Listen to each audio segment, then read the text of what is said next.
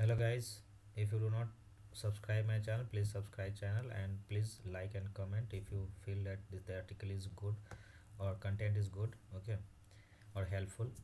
So next question is, what is Postgres, and list down its main features. So in the SQL world, Postgres, often known as Postgres SQL, it is widely used object oriented data relation database management system that is mostly utilized in a various web application.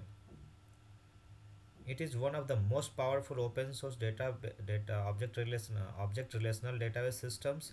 It extends and makes makes use of SQL language, combining it with the very variety of capabilities of capabilities to reliable scale and store complex data workloads. It's add extra and significant power by embracing four key features, such a way that user mainly use extend the system. Some of the important features in Postgres are: it is object-oriented relation data systems.